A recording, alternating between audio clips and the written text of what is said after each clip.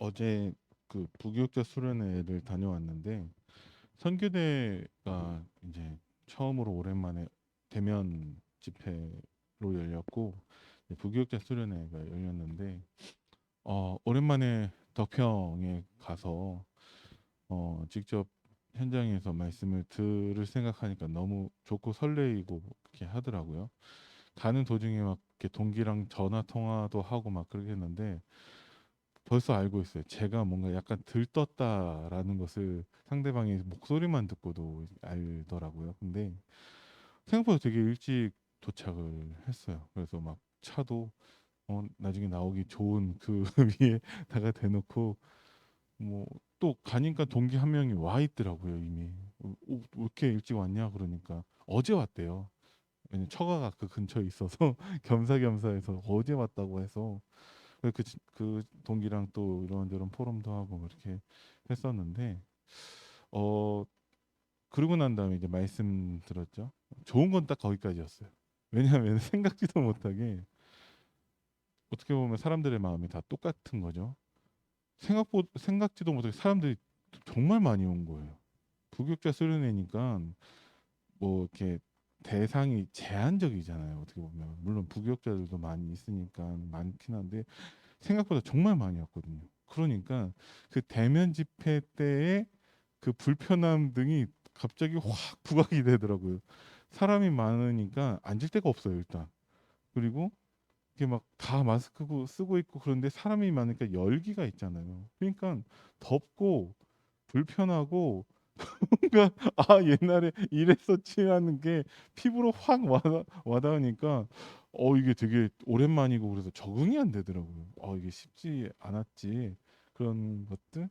점심 먹고 나서 메시지가 시작되는데 엄청 졸립고 그런 것들이 있더라고요. 왜 이 말씀을 드리냐? 역시 대면 집회는 힘들다. 비대면으로 온라인으로 편하게 말씀 듣는 게 좋다. 이 얘기를 하는 게 아니라 하나님의 언약을 놓치면 우리 삶 속에서 고통밖에 없어요. 그죠? 하나님은 우리를 부활 메시지를 통해서 모든 고통을 하나님의 축복으로 바꾸는 증인으로 부르신다라고 했는데 우리가 그러면 진짜 하나님의 언약을 붙잡으면 우리 삶이 편안해지고 모든 문제가 다 끝나고 승승장구하고 막 그러냐? 안 그래요. 그죠? 요셉은 노예가 되었습니다. 그 노예가 해결이 안 돼요. 그죠? 모세는 40년 넘도록 하나님의 시간표를 기다리고 있었어요. 자기 인생은 완전 실패자가 되어서. 어, 온라인 집회가 끝나고 이제 비대면이 끝나고 대면 집회라면 마냥 좋을 것 같은데 실제로는 안 그렇다라는 거죠. 그러면 그럴 필요 있냐? 근데 정말 중요한 게 무엇이냐? 반드시 성취될 언약밖에 없다라는 거예요. 이 언약 붙잡으면 문제가 해결되냐? 문제가 문제되지 않는다라는 것이죠. 하나님 말씀에 집중하니까 이 대면 집회 불편한 모든 것들이 눈 녹듯 싹 사라지고 말씀에만 집중하게 된다라는 거예요. 그죠? 음. 그래서 하나님이 오랜만에 대면 집회를 통해서 하나님께서 주시는 말씀이 있구나. 그러면 성취될 언약 반드시 성취될 언약을 붙잡으라고 말씀을 하셨는데 반드시 성취될 언약이 부활 메시지라는 것이죠. 뭐냐?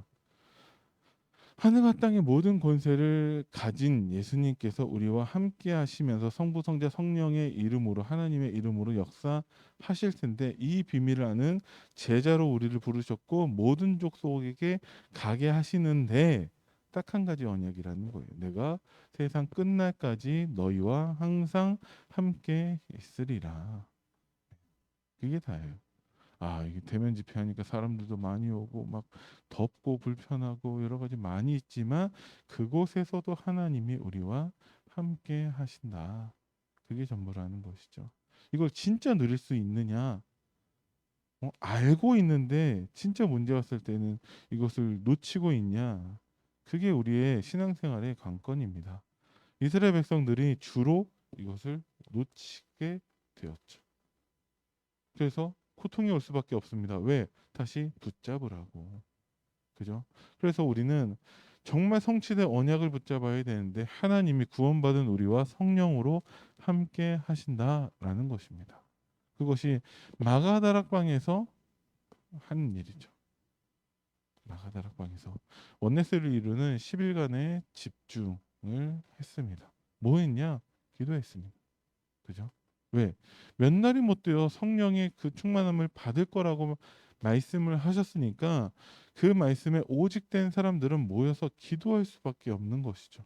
왜?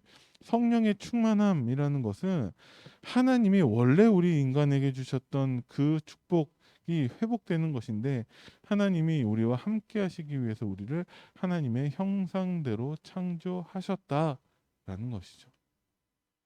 그게 사탄에게 속아서 하나님을 떠나는 죄에 빠진 우리에게 정말 우리 빼앗긴 한 가지인데 그때서부터 모든 문제가 다 우리에게 시작되었다라는 것이죠. 그것을 하나님이 회복하신다라고 약속하셨기 때문에 삶의 1순위가 아니라 이제 0순위가 돼버린 것이죠. 하나님의 언약을 붙잡은 자에게. 마찬가지로 진짜 우리가 하나님의 언약을 붙잡았다라면 우리의 삶의 0순위는 하나님의 언약 성취가 되어야 합니다. 그럼 아무것도 안 해도 됩니까? 그거는 이제 하나님의 언약을 제대로 붙잡지 않은 사람들의 말들이고 우리가 정말 할 거 하면서 하나님의 언약만 붙잡고 있으면 돼요. 그죠? 아무것도 안 하는 게 아니다라는 것이죠. 자, 오순절 날이 이미 이르렀을 때 하나님의 언약이 성취가 되었습니다. 어떤 언약이냐? 하나님이 새 절기를 통해서 하신 말씀이었고 유해 선지자를 통해서 주신 하나님의 약속이 드디어 성취가 된 것입니다. 마찬가지로 우리에게 주신 하나님의 언약 역시 반드시 성취된다라는 거예요. 그죠? 그래서 우리는 이 말씀에 대해서 우리의 자세는 믿음이어야 합니다. 유영수 목사님께서 말씀하실 때 말씀이 거의 대부분 나와 맞지 않는 것처럼 우리가 느껴진다라고 말씀하셨어요. 나와 맞지 않기 때문에 그 말씀을 이해하고 그 말씀을 깨달으려고 하는 것이 아니라 우리는 말씀을 믿어야 됩니다. 내게 말씀하신 그대로 되리라고 하나님을 믿는 것만이 우리의 자세가 되어야 한다라는 거죠. 그래서 여러분들 신앙생활에 우리가 신앙생활 하는 데 있어서는 우리의 자세, 우리의 신앙생활의 전부는 시인하는 것밖에 없어요. 우리가 그것을 이미 하고 있다라는 거죠. 어떻게 하죠? 아멘으로 하고 있다라는 것이죠. 그죠? 아멘이 무엇입니까? 내가 세상 끝날까지 너희와 항상 함께 있으리라. 아멘. 아, 맞습니다. 아, 믿습니다. 저도 그렇게 되기를 바랍니다. 우리의 삶은 시인하는 것밖에 없어요. 그죠? 나랑 안 맞는 말씀일 때가 많다라는 거죠. 근데 내가 안 맞는 것이지 하나님은 나에게 가장 필요한 정확한 말씀을 우리에게 주고 계신다라는 거죠. 그래서 우리는 아멘 하는 것입니다. 그 말씀에 우리가 복종하고 그 말씀을 우리는 믿어야 한다는 것이죠. 그때 모든 것이 문제가 되지 않는 체험을 할 수 있습니다. 그러면 그 초대교회 성도들이 언약 붙잡고 뭐 했냐? 기다리고 있었어요. 그냥 막연히 그냥 기다리고 있냐? 버스 탈 때 버스가 올 때까지 버스 정류장에서 가만히 있는 거냐? 그런 게 아니라 하나님의 능력을 누리고 있다는 거죠. 하나님의 능력은 무엇입니까? 하나님의 능력은 한 가지밖에 없어요. 하나님의 능력은 우리와 함께 하신다라는 것이죠. 그죠? 하나님이 우리와 함께 하시기 때문에 어떤 것도 문제되지 않는 것입니다. 어린 뭐 4살, 5살짜리 어린애가 혼자 있다면 다 문제가 되는데 부모님과 함께 있다면 어떤 것도 문제되지 않아요. 부모님이 밥도 사주실 것이고 뭐 넘어져서 다치면 치료도 해줄 것이고 모든 것을 다 책임지신다라는 것이죠. 그래서 우리가 누려야 되는 하나님의 능력은 하나님이 우리와 함께 하시는 것입니다. 오직 성령이 너희에게 임하셨을 때 그 모인 갈릴리 사람들에게는 어떤 것도 문제되지 않게 되었다라는 것이죠. 이것을 그들이 전달한 것입니다. 우리가 먼저 복음을 누리고 그것을 전달하는 것이죠. 근데 무엇을 전달해야 되냐? 성취된 하나님의 말씀, 확실한 그 말씀을 전달하는 거예요. 왜? 그 말씀을 통해서 하나님을 만날 수 있도록, 하나님이 보이지도 않고 느껴지지도 않고 확인할 수도 없는 그 하나님을 우리가 만날 수 있는 하나님이 주신 유일한 방법이 말씀입니다.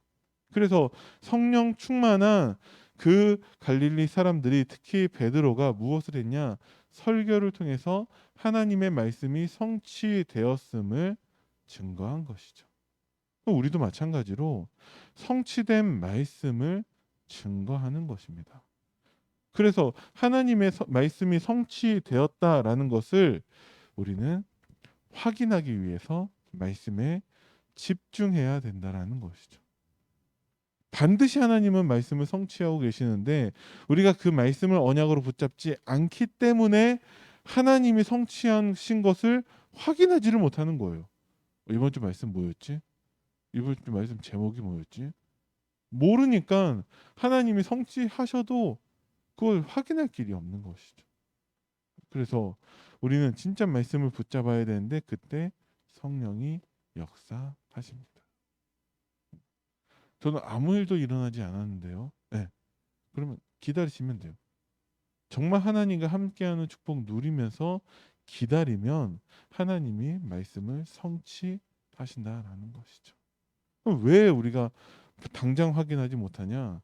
우리들의 무엇인가 하나님과 방향 맞지 않는 그것을 찾아야 한다라는 것이죠. 그랬을 때 하나님은 정말 세상을 살리기 위해서 하나님이 행하실 그 미래의 일까지 우리에게 알게 하십니다. 그래서 장래의 일을, 꿈을, 환상을 하나님은 우리에게 말씀을 통해서 미리 그것을 누리게 하신다라는 거죠. 그때 초대교회에 일어났었던 일들이 삼천 제자가 일어나게 되었습니다. 삼천 제자가 필요한 이유가 뭘까요? 응? 모든 족속에게 가서 이것을 전달해야 되기 때문에 하나님이 삼천 제자를 예비하신 거예요. 그러니까 말씀 그대로 성취되는 것이죠. 하늘과 땅의 모든 권세를 가지신 그 예수 그리스도를 성부 성자 성령의 이름으로 역사하실 건데 그 제자가 필요하다라는 거예요. 왜? 모든 족속에게 그것을 전달해야 되니까. 이 일도 하나님이 하신다라는 것이죠. 그래서 어제는 아침에 하는 기도를 말씀드렸는데 오늘은 낮에 하는 기도, 우리가 무시로 기도해야 됩니다. 아침에는 어쩌면 준비하는 기도라면은 이제 낮 동안 우리의 삶 속에서 우리는 무시로 성령의 인도 받아야 한다라는 것이죠. 그래서 우리는 쉬지 말고 기도해야 됩니다. 쉬지도 않고 졸지도 않고 주무시지도 않는 하나님이 지금 성령으로 역사하셔서 말씀을 성취하고 계신다라는 것이죠. 그리고 우리가 성령 안에서 기도해야 된다라고 말씀하고 계시는 거예요. 그러면 6장 18절에 성령 안에서 기도하라고 하는데 19절에는 무슨 내용이 있습니까? 나를 위해서 기도할 것은 복음을 증거하기 위해서 기도해 달라고 하는 것이죠. 그죠? 그러니까 우리가 무시로 성령 안에서 기도하는 이유는 하나님의 복음을 증거하기 위해서입니다. 그래서 무시로 기도하면서 하나님의 능력을 누리면서 기다리는 것입니다. 그게 이번 주 강단 말씀 1대지 말씀인 것이죠. 그죠? 렘넌트 7명들이 다 그 응답 누렸고 히브리서 11장 38절에 세상이 감당하지 못하는 그 전도자들이 그 응답을 누렸고 초대교회 특히 바울이 늘 하나님께 성령 안에서 기도하는 응답을 누렸습니다. 어제 부교육자 수련회에서 지금 계속 말씀하시는 흐름 속에서 70 제자, 70 지역, 70 종족, 70 나라에 대해서 말씀하시면서 남은 자, 남는 자, 남을 자, 남길 자에 대한 말씀을 주고 계시죠. 부교육자의 목회를 시작하라 말씀하시면서 현장에서 나의 70인 제자를 찾으라고 말씀을 하시거든요. 어떻게 우리가 70인 제자를 찾을 수 있습니까? 결론이 1강, 2강 다 똑같아요. 이제 기도를 시작하라. 남들은 뭐 기도는 합시다. 근데 기도를 진짜 몰라서 하는 말들이라고. 진짜 확실한 하나님의 언약 붙잡고 우리가 기도한다면 반드시 하나님이 말씀을 성취하신다라는 것이죠. 그래서 우리는 기도나 합시다가 아니라 기도가 전부인 것이고, 기도할 때 하나님이 마가다락방에서 하신 그 일이 우리를 통해서 우리의 현장에서도 반드시 성취될 줄을 믿습니다. 기도하겠습니다. 살아계신 하나님, 은혜를 감사드립니다. 우리가 붙잡을 확실한 말씀을 우리 강단을 통해서 주시니 감사를 드립니다. 하나님, 세상 끝날까지 우리와 함께 하신다라는 그 언약을 붙잡고 무시로 성령 안에서 우리가 기도하며 정말 우리의 현장 속에서 하나님의 복음을 증거하는 증인으로 설 수 있도록 주님이 축복하여 주옵소서. 모든 고통을 하나님의 축복으로 바꾸는 증인으로 우리가 말씀 성취를 확인하는 한 주가 되도록 주님이 축복하여 주옵소서. 감사를 드리며 우리 주 예수 그리스도 이름으로 기도드립니다. 아멘. 하늘에 계신 우리 아버지여, 이름이 거룩히 여김을 받으시오며 나라의 임하옵시며 뜻이 하늘에서 이루어진 것 같이 땅에서도 이루어지이다. 오늘날 우리에게 일용할 양식을 주옵시고 우리가 우리에게 죄 지은 자를 사하여 준 것 같이 우리 죄를 사하여 주옵시고 우리를 시험에 들게 하지 마옵시며 다만 악에서 구하옵소서. 나라와 권세와 영광이 아버지께 영원히 있사옵나이다. 아멘.